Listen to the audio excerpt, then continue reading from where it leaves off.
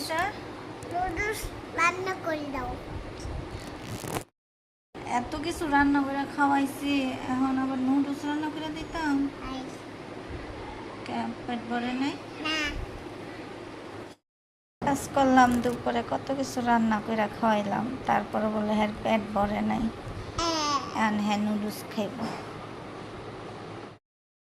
একটা উম্মা দাও, তাইলে নুডলস রান্দা খাওয়ামু। ওরে বাবা, নুডলস খাওয়ানোর লেগে উম্মা? তুমি না করি। সেও নুডলস খাওয়ার জন্য আমার কাছে বায়না করে, আর আমি তার কাছে আদর খাওয়ার জন্য বায়না করি। এই সুযোগে আমি তার কাছ থেকে আদর নিয়ে নিই। সহজে আদর দিতে চায় না, তারপরেও সে আমার কাছে বায়না করবে, আমি তার কাছে বায়না করবো না? আজকে আমি তার জন্য 2 মিনিটে কিভাবে নুডলস রান্না করি সেটাই আপনাদেরকে দেখাবো। চলেন যাই। আমি প্রথমে হালকা একটু পানি দিয়ে নিই, 1 কাপের মতো পানি দিয়ে তারপরে ম্যাগি মশলাটা দিয়ে নিই। ছোট্ট একটা কাঁচামরিচ কেটে দিই যেন একটু ঝাল ঝাল স্পাইসি হয়।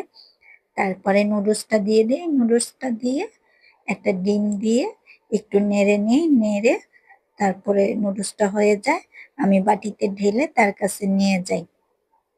দেখেন এখন রাইসা, এই যে তোমার নুডলস।